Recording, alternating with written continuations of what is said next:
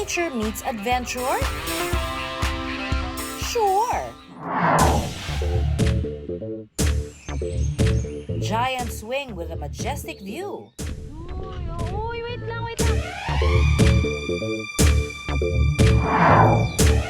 Kayaking na sobrang relaxing. Talk of the town, the skywalk. O ang Malafores off-road driving. Yan ang ating dadayuhin sa Cavite. Simula ng bagong taon kasama ang pamilya, kung saan one with nature na, may kasamang adventure pa.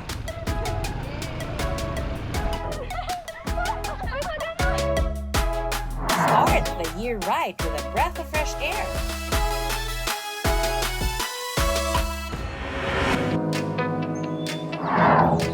Hingang malalim dahil sa bagong pasyalang ito sa Cavite, ang sasalubong sa iyo, skywalk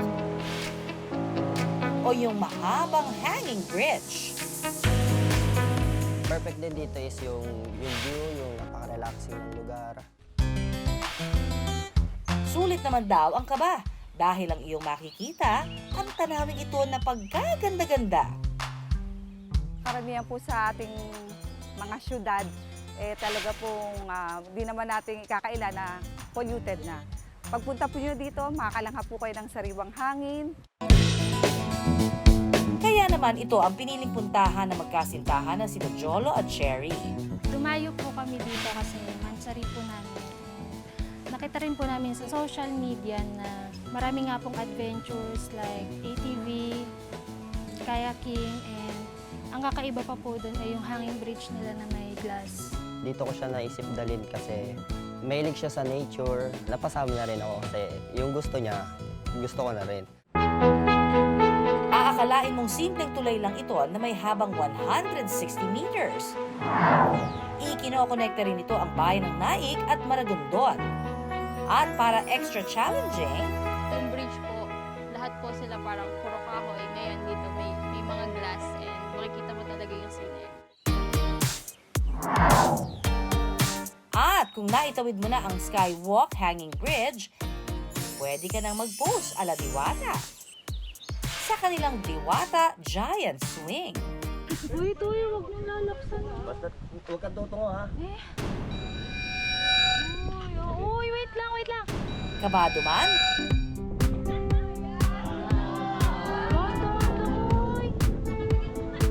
Asa Diwata, tak, aura!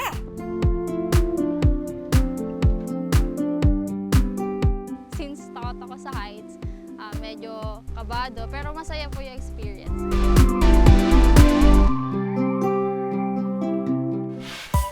At kung takot sa heights, pwede pa rin i-enjoy ang tanawin at sariwang hangin with their floral swings. Para naman sa mga palaban, halina't magbanat-banat ng buto at subukan ng high rope adventure. Aakyatin lang ang lubid paakyat at magrarapeling pababa. Yakang-yaka! Train your core body muscles, lalo na itong abdomen, saka yung back natin. Aside from that, natitrain din yung upper body muscles kasi para makaakyat ka dun sa high rope, you have to climb the rope essentially, no? So natitrain yung upper body muscles, especially your chest, your shoulders, your arms. Ang magbabarkada namang ito, dito na nag-reunion. Last year po kasi kakagraduate lang namin, October.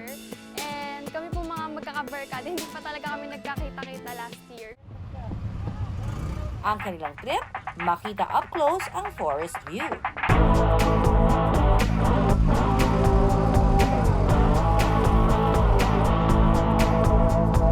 Hindi lang po siya adventure for family, but also adventure po siya for friends. For sure, mas marami po siyang may improve and nakaka-enjoy po lahat ng adventures na meron sila. Kaya naman ang road trip na magkakaibigan, off-road driving gamit ang ATV.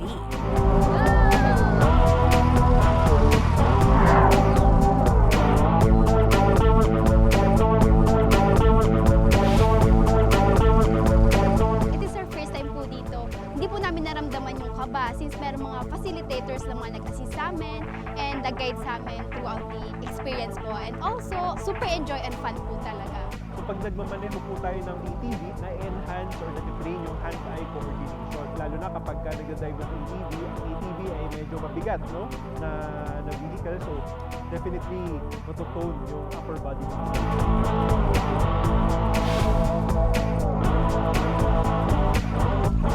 At dahil napasabak sa putik at madulas na daan ang magkakaibigan, it's about time to relax.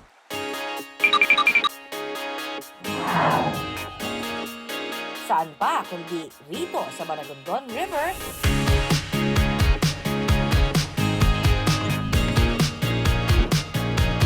na perfect for crystal kayaking. 1, 2, 3, left, right. Di na raw kailangang lumipad pa Boracay o Palawan. Dahil dito sa Maragondon River, ang Crystal Kayak Pose, achieve!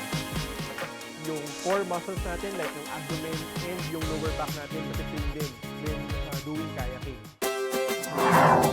Ang pasyalang ito, in na in din sa mga chikiting. May giant crocodile. At go-kart na.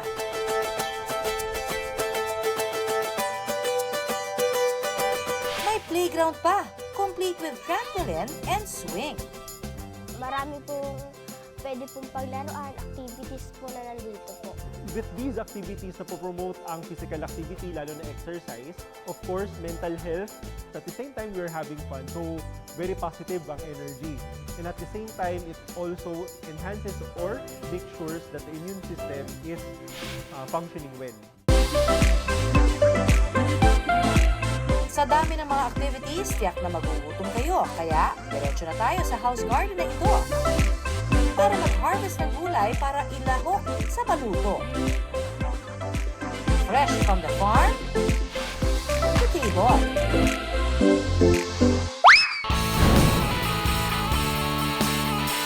Ngayong taon, lumabas-labas at mag-relax with nature. Lumanghap ng sariwang hangin at i-enjoy ang magandang tanawin. Basta tandaan sa anumang adventure, doble ingat para sure. Maraming salamat sa pagtutok sa Pinoy MD. Para po sa iba pang kaalaman tungkol sa ating kalusugan, mag-subscribe na sa GMA Public Affairs YouTube channel. And of course, don't forget to hit the bell button for our latest updates.